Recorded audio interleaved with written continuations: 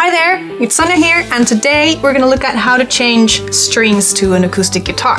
Mine is right here, all ready to go. I'm even missing the little E string because I broke it the other day. First off, let's talk a little bit about what you're gonna need. A new set of strings. I've got a very basic one right here, so we're not gonna dive too deep into what kind of strings you should get. But if you're unsure about that, you can always go to your local music store and ask for them to help you out with that.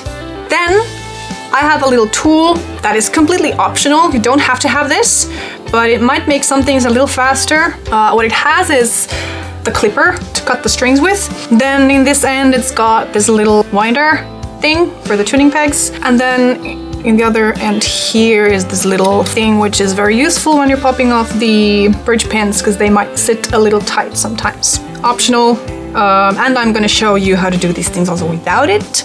Then make sure that your guitar is steady and well supported. So it's not on any slippery surface or anything. Maybe you can have it on your bed, support it with a pillow, or if you have it on a table, make sure that it's not hitting anything or scratching or whatever. The first thing we're gonna do is, of course, take the old strings out. How I'm gonna do it is just to unwind them, take them off. So first you want to just loosen them. That's pretty fun. All loose. Now at this point, some people like to cut the strings from somewhere around here. This is maybe just because it's a little easier to unwind the other end from here. I'm not gonna do it, so I don't want to risk scratching the surface of the guitar with the clippers. Plus also, it's a little bit easier to wrap the strings together later on. So what I'm gonna do is just to unwrap them first from here. Be careful not to scratch yourself because the ends of the strings are super sharp. Like that. There we go. Good. I've got all of these here. The next thing is to take them out from the other end. The bridge pins might be a little tight. No, they're not coming out. So that's where I'm gonna use this. If you have a separate winder, they actually sometimes, or you might just want to get one that has this little hole in here in one end that you can also use to pop the pins off with. This tool has this funky looking thing. That will gonna help me to get the pins a little easier. And there we go. Make sure not to lose these. So what I like to do is just to pop it back in there loosely. Now, all the strings are out. So what you want to do with them is not to just throw them around because you don't want to step on them. It's going to be painful if you do that. So just take all of them like this and just wrap them. There we go. All safe. Cool. We're halfway done, pretty much. All of the strings should have their own color. The color is going to tell me the order of the strings, from the thickest to the thinnest. So yeah, let's open the pack and see how it looks like. Another important thing is, again, to not stab yourself in the eye with these strings. Open it away from yourself. String number 6 is golden one. It's right here. Some people like to do a little bend in the end so that it's gonna sit maybe a little bit nicer in the hole. On the bridge pins, they have this little slot in them. You want to align that with the string. Good.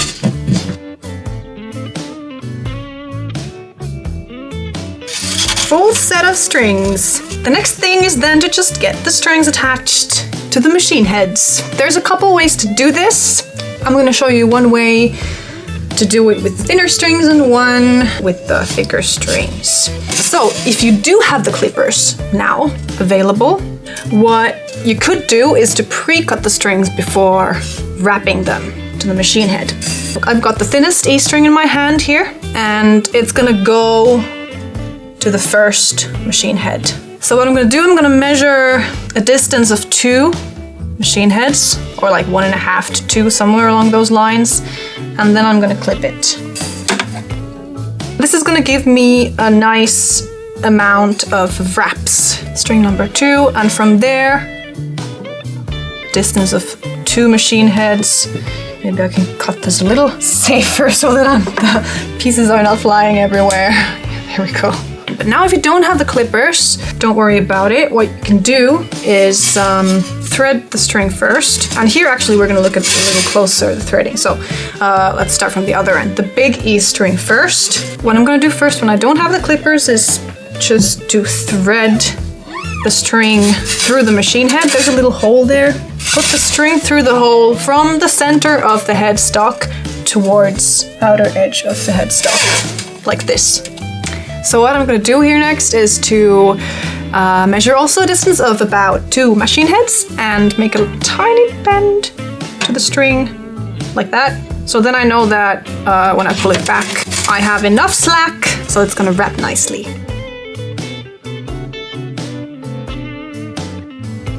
Now we're just gonna tighten the strings. When you start winding, you want to keep an eye on the little bridge pins as well, because sometimes they might want to try to pop back up. I'm gonna start with the big E string first. What you want to check is which way to turn the peg. It's usually away from you, like this. There we go, see? It's starting to make the little nice wrap. Also pull the string tight to help it out a little bit. You want to make it wrap underneath this loose end. So I'm just gonna put this over, and you want to make sure that it keeps wrapping always underneath the previous wrap. Just nice and smooth all the way down. Oh, another way to measure how much slack you need is to pull it back about 1 fret. That actually should be enough as well. Make sure that it wraps underneath. Oh. So what I'm doing here too is I'm just pushing the string down all the time, have it sit tightly there.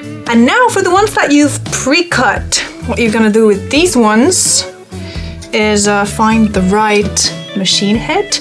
So this is the G string, and it's gonna come from here, from the inside out. And now for the tuning pegs on the other side of the headstock, you're gonna have to turn it to the other direction. But now you don't have to push it all the way through, just enough for you to see the other end of the string through the hole. And then start winding. And first I'm just gonna hold on to the string so that I'm sure that it wraps. And now at this point I'm gonna just pull it tight and keep winding. Nice. Then for the next string, and wrap. Nice, and now that it starts to be a little bit tighter, then I'm gonna just double check that it's there in the right place. Last one! Little E! Oh, one thing, if you want to make sure that the string definitely locks into place, is that with the first winding you can go above the string, the little end that pops out from the other end. You can go first over it, and for the rest of the round you go under it. There we go! Awesome! So what you want to do is to cut these loose ends out. You really definitely don't want to have them like hanging here, because also they're really sharp. So of course if you have the cutters, do cut them right next to the machine head here, as close as you can get. That's one way of doing it. But then if you don't have the cutters, you can actually just start twisting the end. Just keep twisting and turning it. See? Came off. Twist and turn. Actually, this is a really nice way of doing it, even if you would have the cutters, because you're gonna get it really, really nicely cut right at the hole. So it's not gonna hurt you in any way. Twist and turn, and there we go. And then you're ready to tune. I'm gonna use this app called GuitarTuna, and let's see where we are. Oh.